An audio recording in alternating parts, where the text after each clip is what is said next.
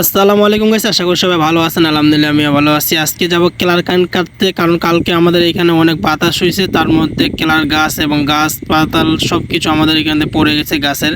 তো আমাদের একটা কেলার গাছের বাগান ছিল, তো আমাদের জায়গায় এখানে কেলার গাছের বাগানে কেলার কাইন একটা পড়ে গেছে রাস্তার মধ্যে। তো আমি জানি না, ঘুম থেকে ওঠার পর আমার আম্মু আমাকে বলতেছে, আর আমার বোন, এটা আমার বোন, ছোট বোন, তো আমাকে অনেকক্ষণ থেকে বলছে ভাইয়া ভাইয়া চলো কেলার কাইনটা কাটতে যাই। ওকে আমি বললাম আচ্ছা ঠিক আছে চলো কেলার কাইনটা কাটতে যাই। তো আমার বোনটি দেখতেছি কোথায় যাচ্ছিল, তারপর হিজাব পড়ছে, তো আমাকে নিয়ে গেলে হতে হবে। আমি কোদালটা নিয়ে ঘাড়ের মধ্যে যাচ্ছি, আমার বোন আগে আগে। তো এদিকে দেখতেছি আজকের আবহাওয়াটা অনেক ভালো হয়েছে, মানে রোদ টোদ কোনো কিছু নেই, তার উপর আজকে তুফান হয়েছে, চারোদিকে অনেক ঝড় তুফান হয়েছে। তো আমি আমার বোনকে বললাম চো কেলার কানটা কাটে আনি। তো অবশ্যই আমরা চলে আসলাম আমাদের কেলার বাগানের কাছে। তো কেলার বাগানটা এখানে পড়ে আছে, কেলাগুলাই যে করে আছে রাস্তার মধ্যে। আমার পিচ্চি বোন আগে আগে গেছে। আর আজকে ওয়েদারটা অনেক খারাপ ছিল, কারণ রোদ ছিল না। আল্লাহর উপর শুকরিয়া যে এত সুন্দর একটা বাতাস পাইছি। তারপর অনেক ঝড় তুফান হয়েছে আমাদের দিনাজপুরে।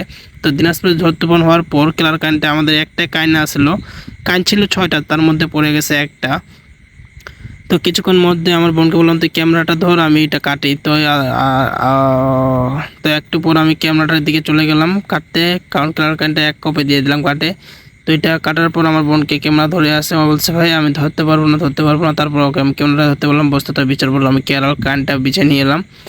তো কিছুক্ষণ আগে এই দিনাজপুরে, আজকে আমাদের দিনাজপুরে অনেক ক্ষয়ক্ষতি হয়েছে। আল্লাহর কাছে শুকরিয়া করি এই তুফান যদি আর না হয়।